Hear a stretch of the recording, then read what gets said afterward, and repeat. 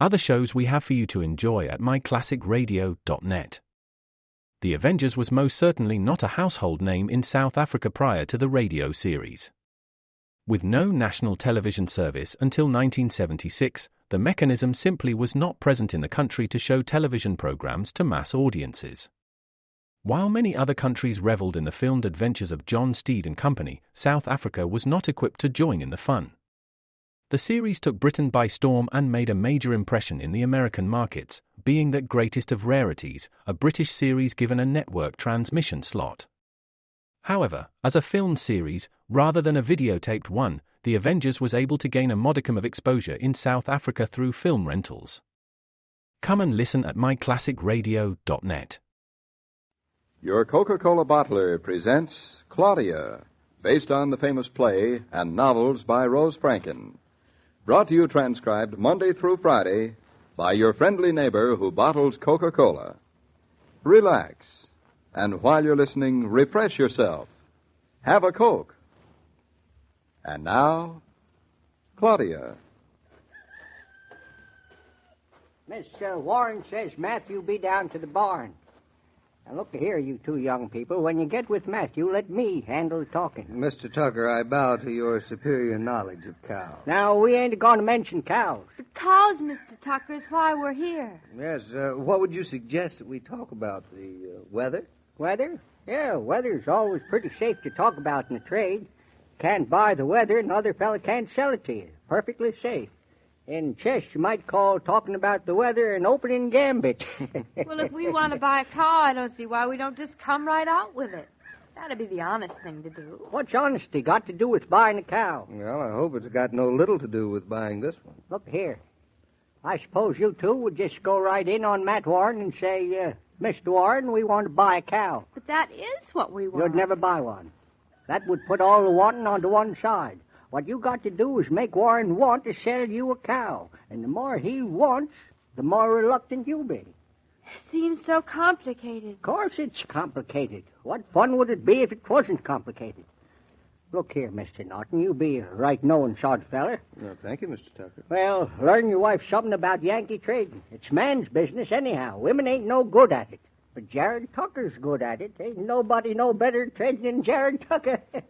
Let the old man run the show, Don. Howdy, Matt Warren. Jared Tucker here. David Norton here, too. David Norton's wife here, too. Howdy, folks. Just finished milking and be right with you. We was just passing along by the road, and I says to the Nortons, I says, Matt Warren's probably milking. It being milking times. How's we mosey over and say howdy? Howdy. Howdy. Howdy. I was just saying to the Nortons, looks like we might get some weather. The weather, like the poor, is always with us. Yeah, we might. There's ring around the moon on the last full. Too much rain when we didn't need it, and then not enough when we did. In a normal year, we'd had a fine cutting a rowing. This year, it was so measly, 'twasn't worth wetting the side of the handle. What's rowing? Last cutting. Full of nutrient is. Just chock full of protein. Cows go to it like bees to honey. Mind how he was the first to talk about cows? What'd you say, Jerry? I says like bees to honey, like bees to honey. That's right.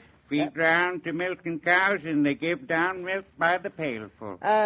Speaking of cows, like you just was, Matthew, how many you got now? 15. 15 cows. Whew. Sight of cows, yes, sir, sight of cows. It's a wonderful sight of cows, Mr. Warren, all standing in a row like cows. You start praising them, and Matthew will have them priced out of all reason. I'm right sorry, Matthew, right sorry that you're feed short this year. Short for all of us. Look here, Mr. Warren, I've got got same idea, too. Yes, sir, same idea. Times come hard. We got to cut our suit the measure of our cloth, yep. You got enough hay for 14 cows, then you keep 14 and sell one. You got something in mind, Jared? Oh, nary thing. I was just, generalizing, Matthew. You be the kind of man, Jared, that seldom generalizes without self-interest. You aiming to buy a cow? What would I be doing with another cow, Matthew? Oh, look, Mr. Warren, we've got in our barn. the most Matthew, won- these two young people be so generous and open-handed, they'd probably offer to give you their hay. Ah, well, that'd be right generous, but I'm afraid it wouldn't help me none. The way I see it, I got enough hay for 12 cows, and being as I got 15, your little would help, but it wouldn't help enough. Matthew, I got a sudden idea. Slow or sudden. Your ideas are always expensive to the other fella. Well, What you got in mind? I got in mind that a little trading is in order. What you got to trade, Jared? Advice, Matthew, and maybe a little something more. I'll do without the advice. What's the something more? The advice you'll get for free. I was afraid of that. Miss Norton, you got a young'un over to your place? Bobby, yes. A young tyke that likes to drink a passel of milk, I'll warrant. Milk's expensive as all get out, too. More'n that, in the country, a kid ought to sort of get to know the cow as feeds him. Well, I don't think Bobby's old enough to... He'll be old enough soon enough. Besides, you be good neighbors, and what kind of neighbors would you be if you wouldn't put yourselves out to help old Matthew Warren? Now, look, it ain't their health I'm a-worrying about. Thank you all the same, Mr. and Mrs. Norton. It's your health, Jared, that I really worry for. Me? I ain't in this store. No, not so as I can see yet. But you will be before we're done. Matthew, you're an untrusting sort of man. Now, we've traded before. That's what I'm remembering of. Now, let's say, just for the sake of argument, mind you, that I might do some selling the cows. Just for the sake of argument, let's say. Hypothetically, Mr. Norton, if you was interested in cows, how many cows would you be interested in? Well, we thought that We were thinking of just one cow. Just one? just one. Just one. Jared, your idea's no good. The Nortons buy one cow, I got 14, and food for 12. Now, we've got to have a better solution than that, Jared. I'm thinking, Miss Norton, you sure you wouldn't be able to use 3 cows? Oh, I'm not too sure we'll know what to do with one. And anyway, we wouldn't have enough feed for the 3. Oh, yes, not enough feed. That's fly in the ointment, Matthew. We've been talking off on a tangent. We've been talking about cows, but cows ain't your trouble. It's feed is your trouble. Jared, Eastbrook should have sent you to Congress. That's the kind of fool talking that's got this country into the mess with it. What kind of a mess are we in? I ain't got enough feed for my cows. That's mess enough. And that's the fault of the Continental Congress, I suppose. Here I am trying to help you out, and you're hooting and hollering about the government. I ain't hooting and hollering about nothing. Yes, you be. And if you don't be fewer words, you're apt to sour my milk of human generosity. Your milk of human generosity has been sour for years. I'll show you how sour it be. I ain't got too much feed to spare. But if, for the sake of argument, you was to sell a cow to Mr. and Mrs. Norton, I might, I say, be able to scrape up enough hay for 2 cows for you. How much? How much what? How much hay? Oh, I know as well as you do, Jerry Tucker, how much hay 2 cows will eat of a winter. What I want to know is how much you'd charge. Oh, if you was drowning, you'd probably ask the price of straw. I would, if you were selling the straw. We've traded before, Jared. Well, we bein' trading now. I'm trying to do you a favor, and you're being mundane and eleemosynary. And any hay I sell to you, I'd sell at $6 under the Boston market that day. Fair, as far as I can see. But I'd like to see further. In your barn or mine? You're not trading with a child, Matt. In my barn, of course. My truck or your truck? Your truck. Who needs this hay, you or me? You lend me a hand with it? At the price I'm charging? No. Wouldn't have no respect for myself if I did. But I'll tell you what I will do. Completely outside of this deal, and because we're old friends and neighbors, I'll work right alongst with you. Well, it couldn't be more generous. Who sweetens the bargain? The feller that wants it most. And I'm looking at him. Your hay's good quality as mine? Well, let me see yours. Step right over here to the foot of the mound, and I'll show you. All right, I'll go and take a look at My head is swimming. Mine's a little confused. I guess we're not very good Yankees. We're just learning the rules of the game. Those two old codgers are having a wonderful time.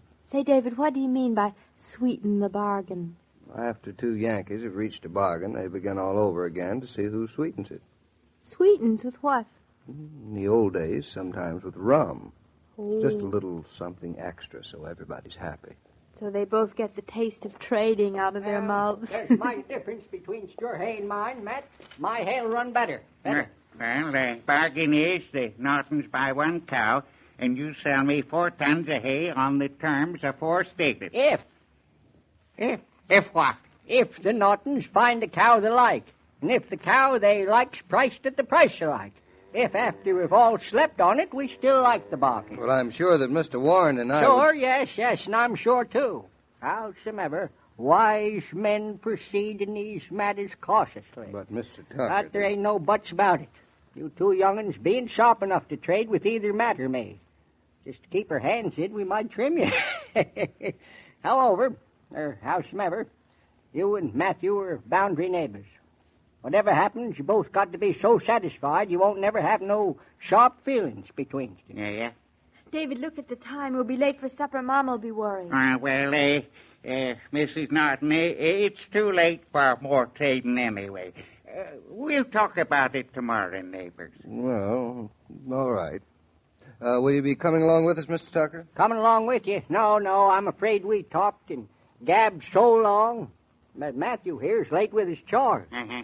I guess I better stay along and lend him a hand now. I'll be seeing you two tomorrow. Good night, you two young men. Good night. Good night, Mr. Warren. When I tell all this to Mama, I know it won't make one iota of sense. First we have a cow, and then we don't. And then we'll talk about it some more tomorrow. And they're pretending to be so sharp and shrewd and grasping, down underneath so honest and generous. I'd hate to be still cutting my eye teeth and have to deal with either one of them alone, though. Sort of like a game between them. A game? Trading is their Yankee kinds of life's blood, their bread and their meat. Trading to a Yankee is like opera to an Italian, or bullfighting to a Spaniard, tea to an Englishman, haggis to a Scotchman. David, what is a haggis? A haggis is it's a... David, look at that moon. What would it be worth your while to trade me a kiss? Why, you little Yankee, you. You can't keep at any job hour after hour and give it your best effort, whether it's housework, shop, office, or factory work. An occasional pause is bound to be relaxing, especially if that pause includes ice-cold Coca-Cola. You'll find it's a good idea to keep a supply of Coke on ice, so that its delicious refreshment can help you work refreshed at any time. Hi there, Mr. King. Tucker here. Well, Mr. Tucker, good to see you. You look mighty pleased with yourself about something. Just doing some trading. Always feel good when I'm trading. Oh, did you and the Nortons buy a cow? Oh, not yet. But we be in the process of. We got Matthew Warren licking his chops and drooling at his mouth. What's the next step in the process? Well, we just let him dangle for a day, and then when he's mite over-eager, we'll go to trading. Well, watch out you're not a mite over-eager yourself. Me? I was trading when Matthew was in short breeches. Just tag along tomorrow, and you'll see some cow trading. You're just a plain trader at heart, aren't you, Jared? Plain trader? God dang it, son, I'm a fancy trader. Well, I wouldn't miss it tomorrow for the world. See you then, Jared. As I was about to say, every day, Monday to Friday, Claudia comes to you transcribed with the best wishes of your friendly neighbor who bottles Coca-Cola. So listen again tomorrow at the same time. And now this is Joe King saying au revoir.